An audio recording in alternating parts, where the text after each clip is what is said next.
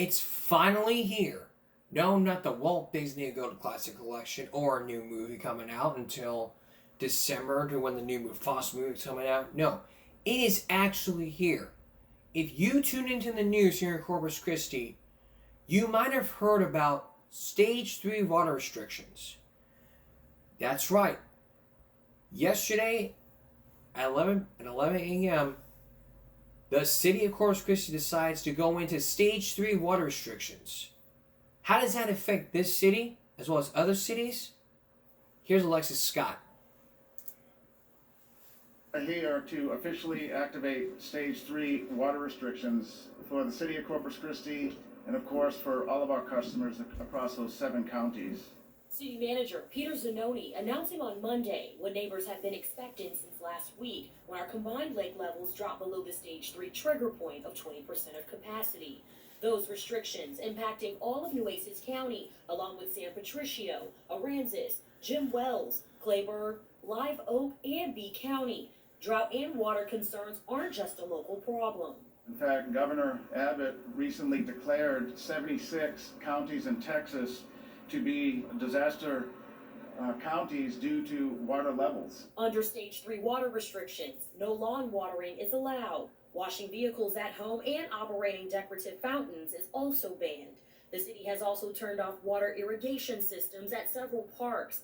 Hospitals and commercial car wash businesses are exempt from the restrictions. The city manager says these restrictions are likely to remain for several months. Our partners at the National Weather Service have made it very clear that we don't expect any significant rain between now and maybe the spring.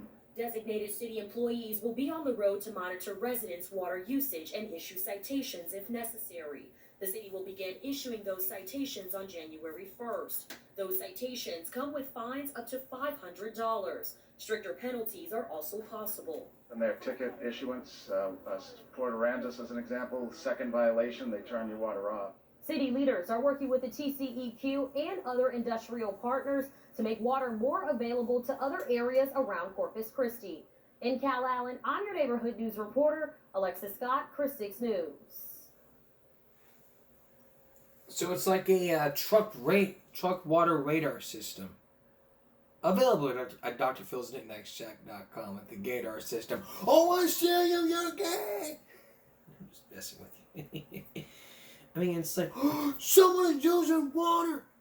Hey, here's your ticket. Oh, you don't do it again? Then we're going to turn off your water. Oh, you want to do it again, huh? Get down on your knees. You're under arrest. Now, that problem would never happen, but if it did, I'm not making fun of what the city's going to do, but jokingly, if that were to happen.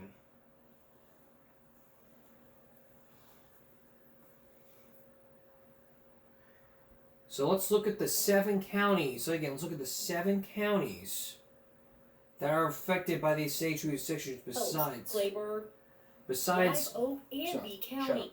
Besides Nueces, the other 6 counties are San Patricio, Aransas County, Clayburgh County, Jim Wells County, Live Oak, and B County. So I live here. That means I'm on the Stage 3 restrictions. As well as all the other 6. If you live in these 6 counties, you are all under Stage 3 water restrictions.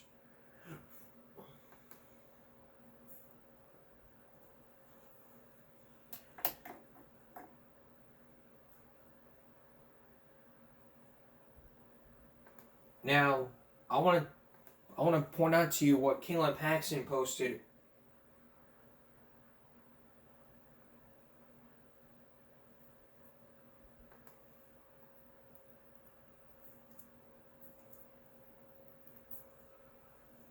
I want to point out to you what Kaylin has posted.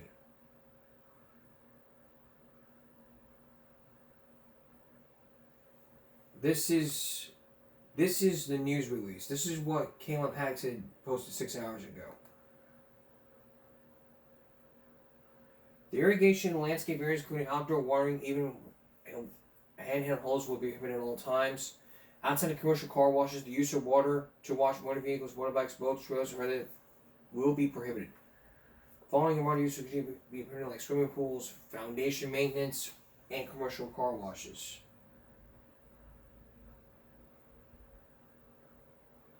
So let's go to stage3.cctexas.com.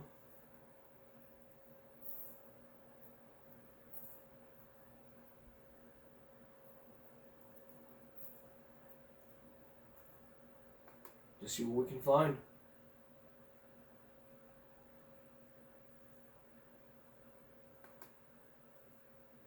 To see what we can find.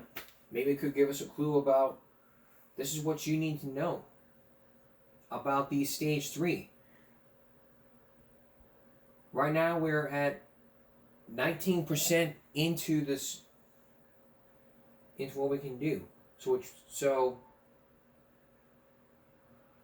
they're expanding the city at the Mary Oates pipeline to turn off non-essential water use across the city facilities and parks, and developing groundwater resources. And bringing in more water. More water's got to be had. Well, they probably won't even get rain until the next spring. So by spring, which is 3 or 4 months from now, we could be getting more rain. So what does that mean for you?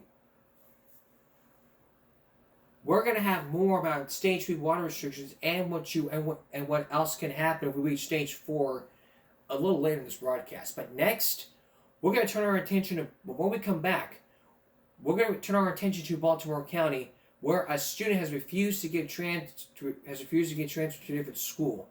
A Project Baltimore that you do not want to miss. Please stay with us. Could a house fire lead to your child's better education? Well, there is no hope here, says one family which you are about to meet. They say that the homeless family the homeless family you're about to meet say they've been finding Baltimore schools for student transfer, but they haven't gotten it yet. So the question is it really going to happen with everything that's going on in Baltimore City? As we've been focusing for the past month, weeks or so, we've been focusing on Project Baltimore, Crisis Start Classroom, where we've been focusing on the Baltimore City schools and why they're going through all these scandals. And I'll help you child out with the best education. So what's going on with all the student transfers being declined here? Here's Chris Papps.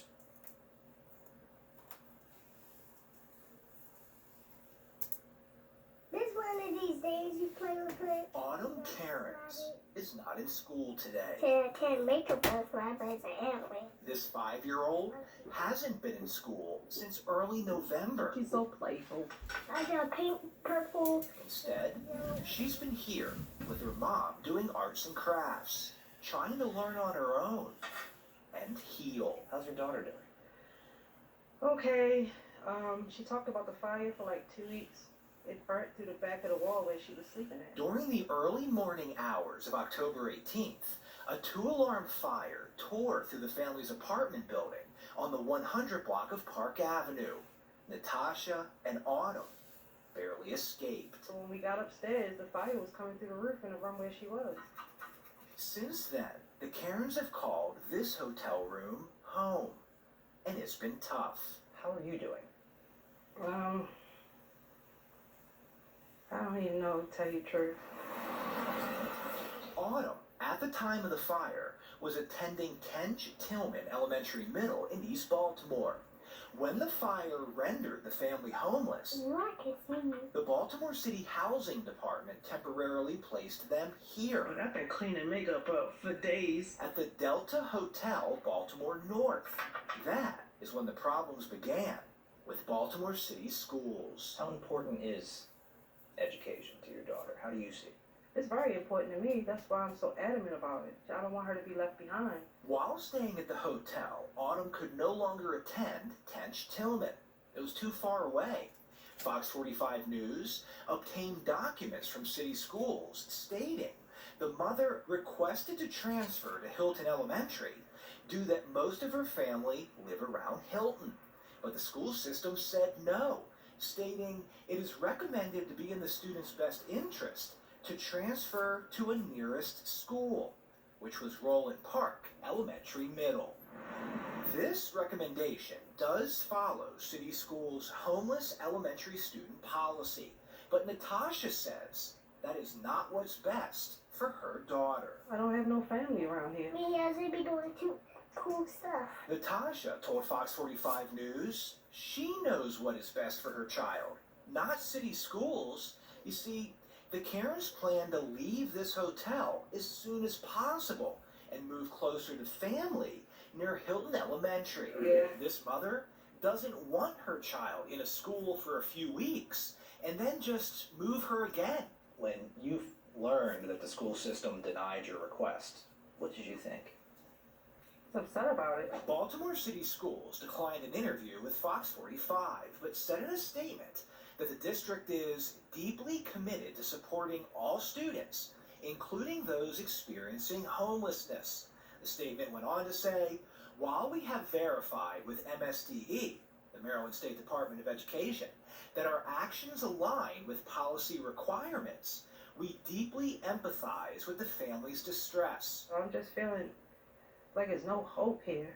It makes me want to leave town. Since we spoke with Natasha, she has already been relocated by the housing department to the True Hilton Hotel in Harbor East, meaning had Autumn enrolled at Roland Park, she would already have been transferred out to another school near her new hotel.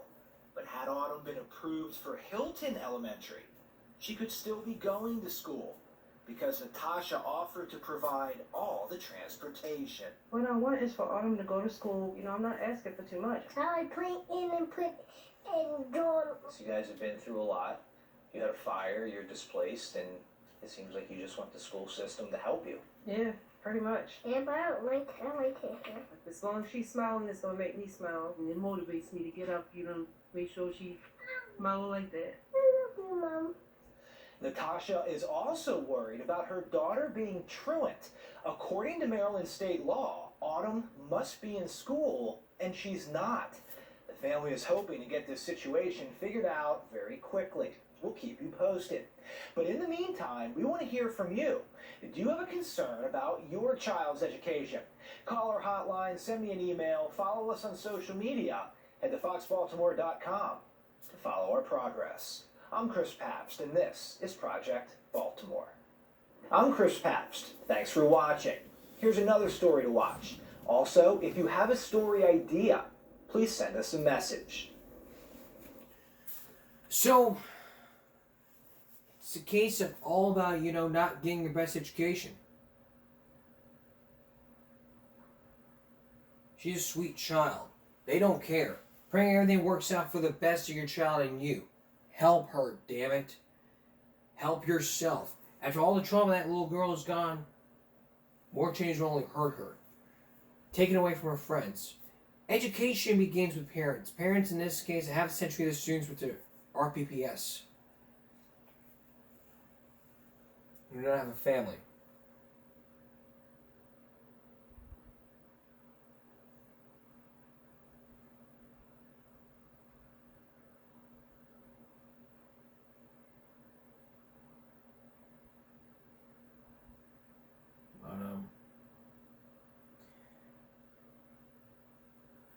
Stuff has got to be done, and everybody here deserves to get their. It's like if you live in South Carolina, you gotta go with your zone in South Carolina in the city, in the counties you live in. So if you live in South Carolina, you have to go where you're zoned. So you go to, if you want to go to a different school, and then they find out where you live, then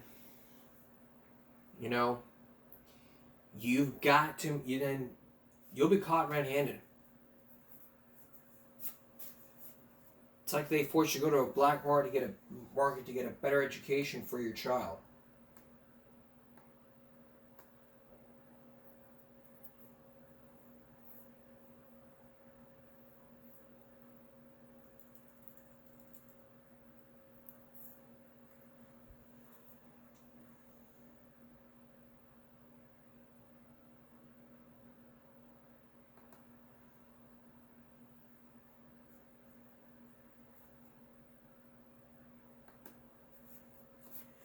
Now something has to get done here, and then probably will be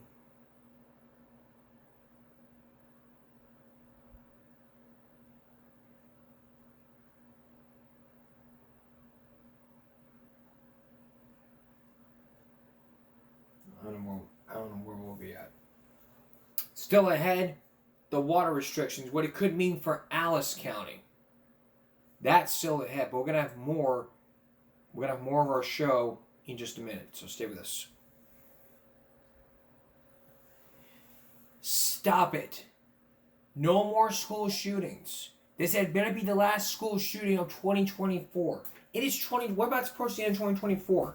I've had enough of all these school shootings and all these school threats are happening.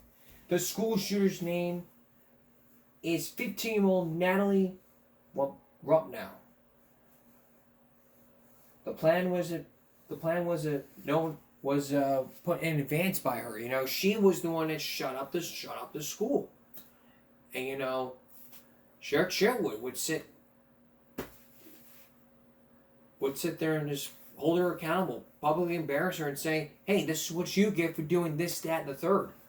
You know, enough of all these school shootings. When is enough going to be enough? There's Columbine, there's Sandy Hook, there's Parkland, and now we have the Madison, you know?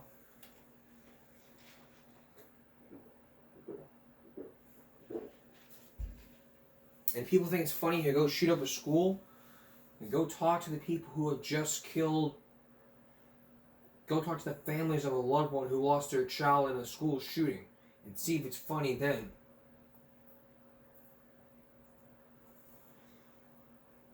Which is not. It's not funny. If it was funny, then it'd be a joke. It wasn't a joke. It's not a joke. School shootings are no joke. Leah sick and due to the recent Bullying's just no joke. It's always, I mean, making threats to a school is no joke. It can lead you in jail. That's how kids are not going to school is because juvenile delinquency is always on the rise. And all the kids nowadays, they're not getting the best education that they can get possible because of all the stuff that's basically going on in the public schools. So how can we deal with this? I mean, stronger restrictions, like Sheriff Chitwood said. This is going to be the third and final time that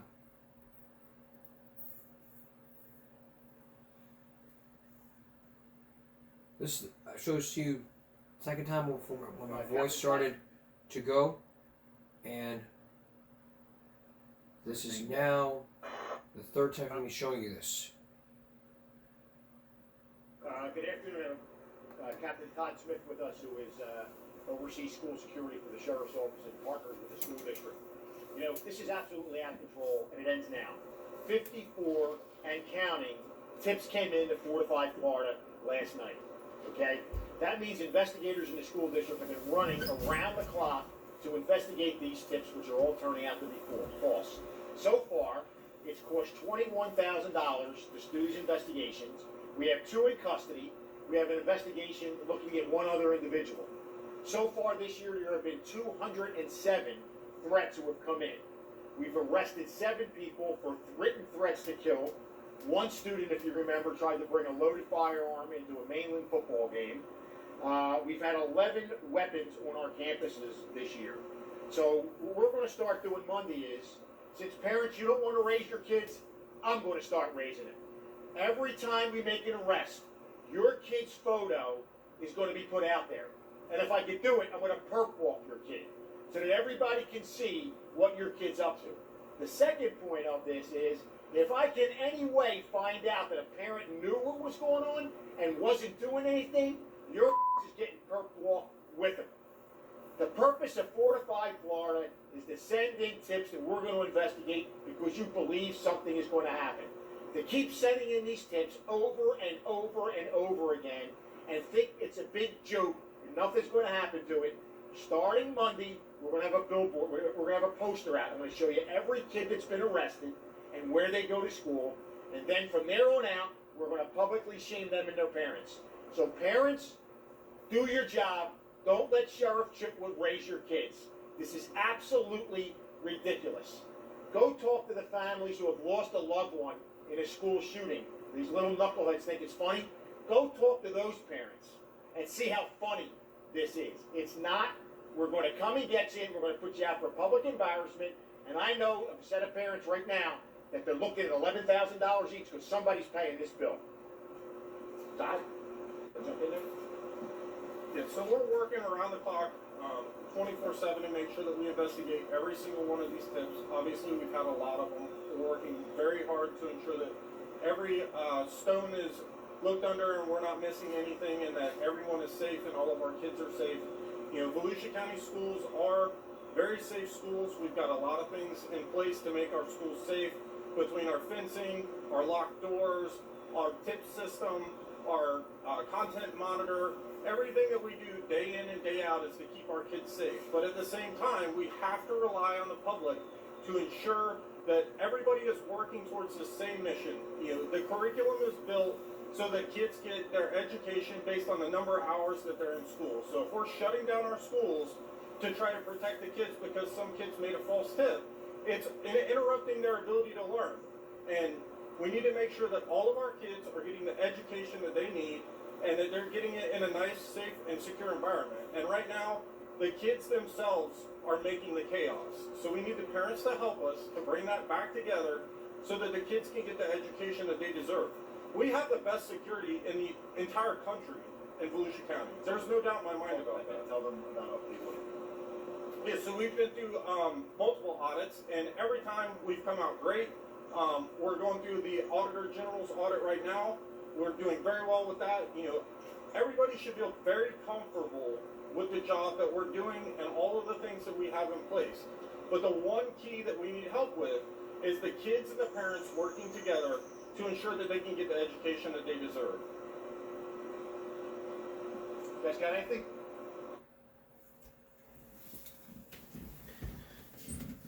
Now listen again to what he said in an interview.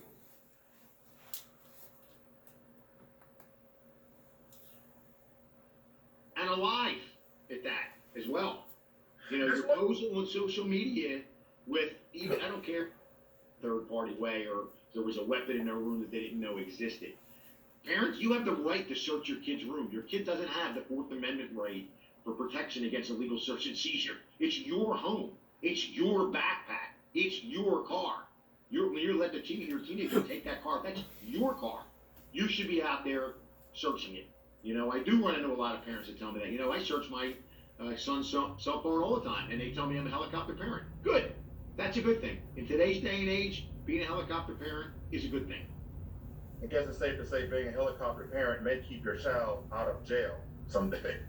Keep your kid out of jail and alive at that as well. You know, you're posing on social. That many airsoft weapons that look real like that, you know, I guess most people are thinking like you, what's going on with the parents? What's going on with the relationship between the parents and the children? How is this allowed to progress so far? In this kid's case, his father's doing a pretty good stint in federal prison for trafficking in narcotics. But that's one of the things we're exploring on how creative could we be. If I can't charge the parent with child neglect or another offense, how can I get them to pay for the cost of the investigation, either through the courts or in fact, my legal team right now is looking, is there a way to sue them civilly and drag them into civil court, you know, and on behalf of the residents of Volusia County, sue them for not having control of their kids? There's got to be an answer somewhere here. We're just going to sort through it. My understanding right now is we are almost at the same number, for the same time last year, year to date, the same 4 to 5 Florida tips that have come in. We had 271 come in last year for the first 3 weeks of school, and I think we're damn near close to that this year. And I know in your press conference the other day, you said that if you find that a parent knew something and didn't report it, and didn't do anything to intervene, you're coming after the parent. We're coming after them. I think Georgia showed that, and I think it was Michigan might have been the other state that showed that you got to go after the parents. They have to understand you're not your kid's buddy, okay? You're not your kid's friend. You're a parent. Act like a parent. Sit them down. Explain to them the severity of these false tips. No, it makes me wonder. At first, when all this There we was happening, go. at first, There we go. That Wisconsin shooter. Did the parents search the child's room? No, they didn't. They did not. They didn't search the room because they don't give a fucking shit. You know, the parents are sitting there probably sitting there saying, my daughter's a school shooter. Where could she learn? How could she get a gun? I'll tell you how she can. I'll tell you what she could have gotten a gun. She could have gotten it because if you're a parent and you own a gun, your child has hands and feet, and they can easily walk into your room and get the gun. Walk in the room and get a gun. That's how shit like this is done.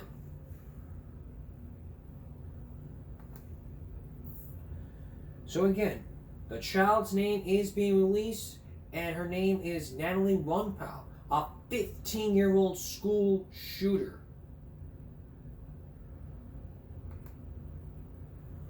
Thank you for joining us tonight. I'm Dee Dee Gatton, and tonight the Madison, Wisconsin community is in mourning after a teacher and student were killed in a shooting at a Christian school. Police say the shooter also died.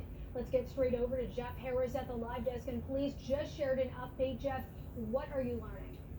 Some new information just into the live desk, Dee Dee. We've now learned that the suspected shooter is 15-year-old Samantha Rupnow, who you see right here on the left-hand portion of your screen. A teacher and a student are now dead. 6 others were hurt.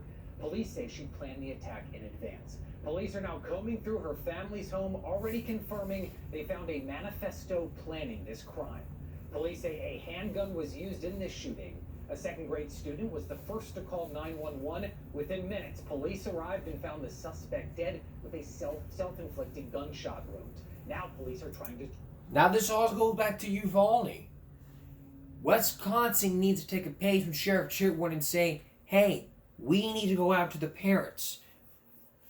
Future references, go after the parents and say, hey, this is what needs to happen here. You need to do your job. You're not your kids' friends. You are a parent. Act like a fucking parent. Act like a fucking parent. Go in there and search their fucking rooms. Do whatever the fuck you want. Search their phones. Search their fucking rooms. Be a fucking helicopter parent. Track your child. Do whatever you fucking can to get your child in fucking line. Even if it means getting your kids out of trouble. Get your child in fucking line. And put them in the right place. We don't need them in the juvenile correction centers. We don't need them in prison. And we don't need them to be scared straight. They want to keep going down this path? Okay, well, we'll take them to jail for 2 days. And we'll see how that happens. We see it in talk shows. We all see it in talk shows. But how can that be real?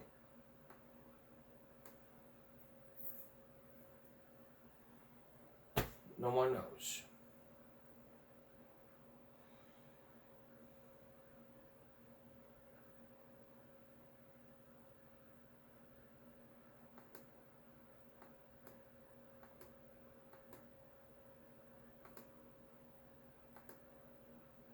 No one probably knows. And everyone's, we've had a school shooting, and now everyone here in Corpus is concerned about the stage 3 water restrictions.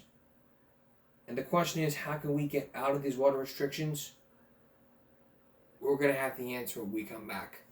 Stay with us. Earlier in the broadcast, we talked about the water restrictions that are going into stage 3, under 20%, which means you're prohibited from using all the sprinklers. No water runs allowed. If they find you, you're going to be fined, and they'll turn off your water if it happens again. But the question is, how can the city get out of the stage 3 restrictions? Here's Brian Burns. Expanding the capacity of the Mary Burns pipeline. It includes securing more groundwater resources, which we have been working on these last year especially, but many years before that as well. And the mayor did mention the new desalination plant. The city of Corpus Christi is currently building a seawater desalination. This plant, as was just mentioned, is under design. It will be to 60% completion of that design by the fall of 2025. And for the first time, the mayor announced when the plant is expected to be online. So the estimated date of completion of this plant, of the desalination plant, is expected to be June of 2028. Ahead of stage 3, the city has already begun to put a halt to non-essential use of water by the city. City manager Peter Zanoni says the city has been taking steps to stretch our water supply, but the situation could get worse before it gets better. As water decreases if we don't get recharge from rain events, and if we can't keep up with our additional resources that we're bringing online, there is a stage 4 in our drought contingency plan, and that does call for restrictions on water use done through increased rates. Businesses can contact the city and apply for an exemption, but beginning January 1st, there will be citations issued for those who are not complying. For any questions or concerns, you can go to this website, stage3.cctexas.com. Rudy? And there is a video before the break. Early in the break, I picked up a video talking about all these restrictions. And for educational purposes, I would like for y'all to take a look at this video. And don't you fall asleep on me during this one. Take a look. Hi everyone, welcome back to Corpus Christi in a Minute. I'm Regina, and we're here to talk about water. Water is part of everything we do. It keeps our city thriving and our families healthy. But with drought conditions continuing and rainfall below normal, we are all feeling the effects of water scarcity. To meet this challenge, the city of Corpus Christi is taking proactive steps to protect our water supply. We're sourcing additional water supplies through the Mary Rhodes pipeline and additional groundwater sources, while also cutting back on non-essential water use at city facilities like park irrigation, fountain operations, and pressure washing. As lake levels drop below 20%, stage 3 water restrictions are expected in mid-December and will affect all types of customers. This means outdoor watering, like lawn irrigation, will stop, and vehicle washing at home will no longer be allowed. Swimming pool maintenance will still be permitted, and you can still water your home's foundation by hand or drip irrigation. Let's work together to protect our water supply. Visit stage3.cctexas.com to learn how you can conserve water. Every drop counts. Conserve Corpus Christi. Every drop does count. So, with this in mind, let's take a look at this. Let's take a look at the website.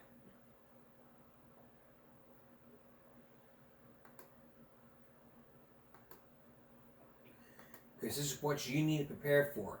And if you click on I want to save water, these are the things that you can do. Take shorter showers. Use rain barrels and landscaping. Wash 4 full loads of laundry, not partial. Fix all leaks. And turn off your water when you're brushing your teeth. Those are all huge tips.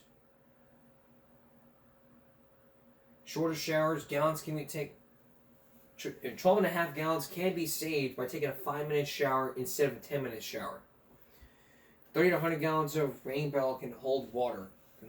Water can be used for grass landscaping. The city of Corpus Christi has rain barrels for sale. 34 gallons of water can be saved per year by washing laundry only when the machine is full. 60% of car washes and 50% of watering. So this is what you can do. All of this. This is what you can do. All these hints and tips. You want more information about this? We'll post the link in the description below, as well as on our newsletter at givemeabreak.substack.com. You'll also find this website along with some hints and tips and a video and the video which was played from that website and some news articles that could really help you out with stage 3 restrictions. Don't waste water, save the water. That's what we need to do. We need to save the water.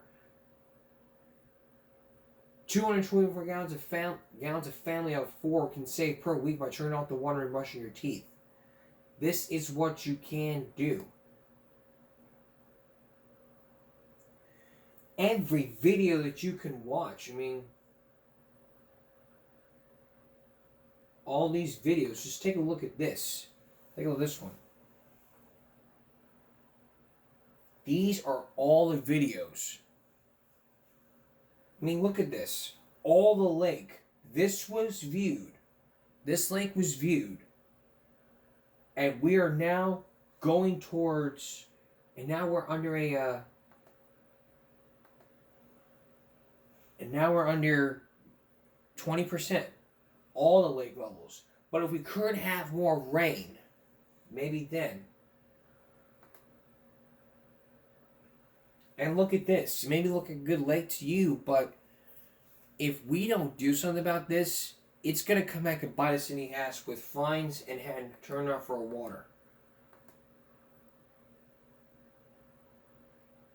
We have to do something.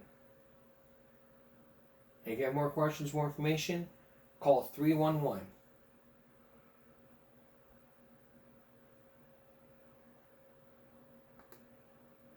And we have to look at this drought contingency plan. This was from 2018. These 63 pages could really be helpful. We'll also have that on givemeabreak.substack.com with all useful information and tips that you can follow. This is something very useful, and if you don't take this very seriously, they will turn off your water. So start writing this down. Take it very seriously, because if not, your water will be turned off. Take it seriously, and I will too. We're going to take a break. We'll be right back. Finally, we're going to take you down to Alice, where they're implementing these stage 3 water restrictions like they're doing here in Corpus. How is Alice handling this? Here's Melissa Trevino. And right now, that's our only source. That's Alice City Manager Michael Esparza talking about Lake Corpus Christi. He says the trigger to move the city into stage 3 of their drought contingency plan was... The trigger is below 82 feet. Once the Lake Corpus Christi gets below 82 feet, then we go into stage 3. According to Esparza, Alice goes into the different stages quicker than Corpus Christi because Alice only has one water source. They have a combined lake level, Choke Canyon and Lake Corpus Christi, and we just used Lake Corpus Christi based off elevation. Alice went into stage 1 on August 29th of 2023, then to stage 2 on January 8th of 2024, but was lifted after 7 days due to rain. 2 months later, on March 11th, the city went back into a stage 2. Each time the city went into a different stage for water restrictions, notices were posted on the city website and the city social media page. I live out in the country, but we do have city water, so we're blessed. Neighbor Luis Castillo has had city water for the last 5 years. I was not aware of the restrictions. I know that we've had some challenges with lack of rain. Castillo says he's been careful not to waste water and is praying for rain in South Texas. And it seems like it's only getting worse, and that's why, the timing of our desalination, Brackish desalination is right in track. Once the brackish water plant is running, it'll change our whole drought contingency plan because we won't rely on just Lake Corpus Christi for water. The water plant still needs a second water well and a permanent pump before the city gets approval to operate the plant regularly. Until then, he says Alice neighbors have been good about conserving water. However, he didn't have numbers on what kind of water usage there has been since the stage 3 restrictions were implemented. We'll get those updates probably till another week to see where we are and what kind of utilization has been. Alice City Manager Michael Esparza says the plan currently is to conserve water. He says if things don't change, stage 4 restrictions may be implemented in the summer months. I'm Melissa Trevino, your neighborhood news reporter in Alice, Press 6 News. And if we work through this together, we can come up with a plan to save water. But until that time, follow stage 2 restrictions or get your water turned off. It's your choice. I'll be back in a moment. Wednesday, we're looking at hijackers who steal iPods. Remember the little iPods from years ago before the Apple iPad? Well, imagine your iPod stolen, and then you can try to get Apple to help you out, but they wouldn't. So then you would come up with something on your own. Well, Chris Hansen did just that, catching hijackers. Not hijackers like the eye. Hijackers as in iPods. That's on Wednesday. And that's our report for tonight. We'll see you again for Give Me a Break Wednesday. For all of us here at YouTube, give me a break. Stop bullying, speak up. Concentration, not strength. No jaywalking. And as any more developments into this, we will let you know on Give Me a Break right now. So I will continue looking into this. And if you want more information, again, feel free to check the links in the description below for all the videos. And as well, go to our Give Me a Break newsletter at givemeabreak.substack.com. And during one of the following days, I'm going to have Kaylin Paxton come on to see what she thinks about all this. And I'm going to ask y'all, before I wrap this up, I want to ask y'all, what do you think about all these water restrictions? I want you to give me some feedback in the comment section below, or in the comment section below, which will be posted on the community page, and I'll have the results soon on the next Give Me a Break. Good night, everyone.